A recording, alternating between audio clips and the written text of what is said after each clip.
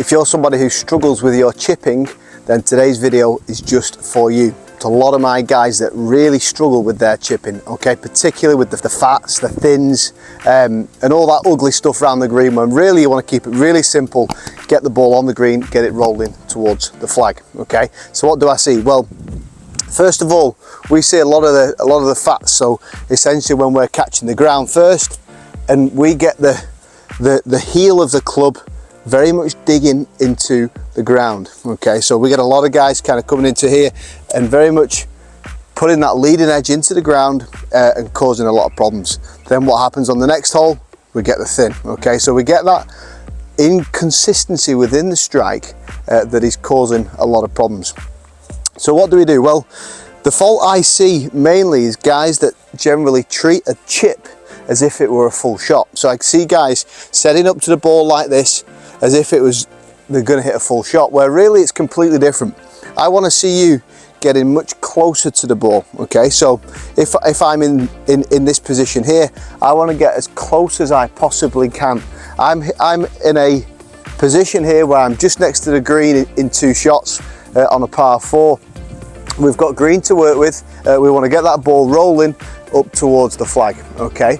Now the best way to do it is to get close, and in particular I want you to feel like that heel is off the ground, okay? Now that's the big key takeaway. If we can get that heel off the ground, and to do that we're going to get, as I said, as close as we possibly can.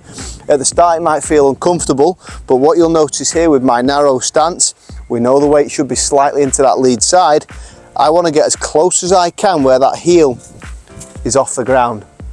What that allows me to do is just rock the shoulders, and we're going to treat it like an extended putt, okay? So I've got my 50 degree here, and all we're going to do is treat it like an extended putt. We're just going to rock the shoulders back and through, and what you'll start to see is how easy it is to strike the ball, okay? And that, because that heel's off the ground, it stops that digging. So that digging that we're sort of prone to do, it just glides through the ground so easily, okay? And it's something that you can apply with every single club, okay? So if there's a bit more loft or a bit less loft, we can go to that same approach, heel off the ground, and you can see there how easy that is to glide through the ground, okay?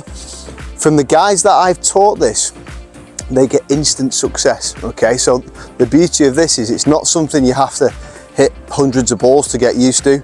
It's all about getting that correct setup. As I said, it will feel uncomfortable at the start, but you can see how easy it is to get the strike here, where I'm very much on top of it. You'll see that I'm gripping down a long way down the grip, and all we're doing is rocking the shoulders back and through, and you can see there, oh, nearly hold that one, okay? So it's super reliable, super consistent. You can hit it off all different types of lies, which is the big thing for me. Again, from that face on position, you can see we're very narrow, gripping down that club, and it's very easy to get that rocking motion with the shoulders. Okay, one more time.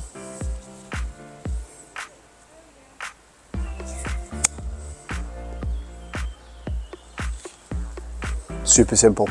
Okay, so into this slightly longer shot, the same can be applied, the same principle. So again, we're now off the fairway. It is slightly longer, but we can apply exactly the same principles. We're going to stand nice and close, and you can see here now how much that heel is off the ground, very much on top of the ball. We're gripping a long way down the club, and again we can just rock the shoulders. Okay, so super reliable, and there's no digging, okay? That's the key thing. Because that heel isn't in play, there's no digging, and we can get that lovely contact. We can just rock the shoulders without any worry of the strike, and with a little bit of practice you'll feel nice and easy, nice and controlled. Go on then, there we go, just snuck one in there. So something that you can practice at home, something you can practice in the garden, or perhaps on the golf course, on the chipping area. Practice on the course, dropping some balls around the green, and you'll see some big improvements in your game. Just a reminder guys, if this is your first time watching the channel, please don't hesitate to subscribe. I post weekly content like this to help you with your game. Look forward to seeing you again very soon.